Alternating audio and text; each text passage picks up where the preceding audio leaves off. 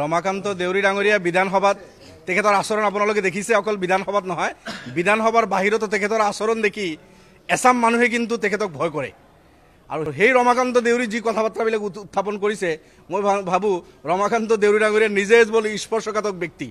গতিকে তেখেতৰ কথা আমি সিমান গুৰুত্ব নিদিওঁ। তেখেতে কিছুমান ভুল কথা, ভুল তথ্য সদনত দাঙি ধৰিব বিচাৰিছে। আনপাৰ্লিয়ামেণ্টাৰী কিছুমান কথা বাৰ্তা তেখেতে বিধানসভাত কৈছে। শিক্ষক শিক্ষয়িত্ৰী অসমৰ বিভিন্ন জিলাত কাম কৰে। আমাৰ জিলাসমূহত যিসকল শিক্ষয়িত্ৰী বা শিক্ষক অন্য অঞ্চলৰ পৰা আহিছে, সেইসকলৰ নিৰাপত্তা নিশ্চিত কৰাৰ কাৰণে সদায় আমি চকু ৰাখোঁ, দৃষ্টি ৰাখোঁ। এতিয়াও কেইবাশ বৰপেটা জিলাত যদি আপুনি যায়, হাজাৰৰ অধিক বাঘবৰ, জনিয়া, চেঙা এই অঞ্চলবিলাকত শিক্ষয়িত্ৰী শিক্ষক অসমৰ বিভিন্ন জিলাৰ পৰা তেখেতসকলে আহি কৰ্মসূত্ৰত আছে। খুব ধুনীয়াকৈ আছে।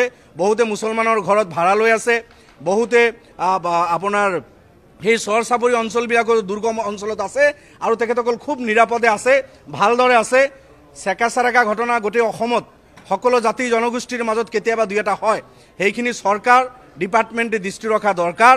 মই ভাবোঁ আমাৰ অঞ্চলবিলাকত শিক্ষক শিক্ষয়িত্ৰীসকলে নিৰাপদে থাকি তেখেতসকলে শিক্ষাদান দি আছে, পাঠদান দি আছে। কেইবাশ শিক্ষক শিক্ষয়িত্ৰী এতিয়াও কাম কৰি আছে, খুব ভালদৰে কৰি আছে। ৰমাকান্ত দেউৰী ডাঙৰীয়া আপোনালোকে জানে নিজেও বিতৰ্কিত ব্যক্তি। তেখেতক দেখি আছাম মানুহে ভয়ো কৰে। গতিকে সেইজন ব্যক্তি যিজনৰ নিজৰ আচৰণে ঠিক নাই, আজি কি মুডত তেখেতে আহিছে নাজানো। কিছুমান আনপাৰ্লিয়ামেণ্টাৰী কথা, কিছুমান অযুক্তিকৰ কথা তেখেতে উত্থাপন কৰিছে, তাৰ আমি বিৰোধিতা কৰিছোঁ এইখিনিয়ে। বাকী তেখেতক কোনেও খেদি যোৱা নাই। তেখেতক কোনে খেদি যাব? তেখেতকতো ভয়ে কৰে আছাম মানুহে। মুখ্যমন্ত্ৰী যেতিয়ালৈকে নিৰাপত্তা নিশ্চিত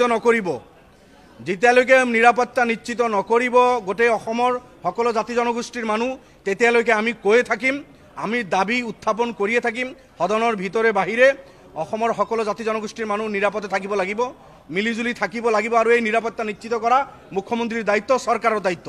যেতিয়ালৈকে নকৰিব তেতিয়ালৈকে আমাৰ এই দাবীবিলাক চলি থাকিব।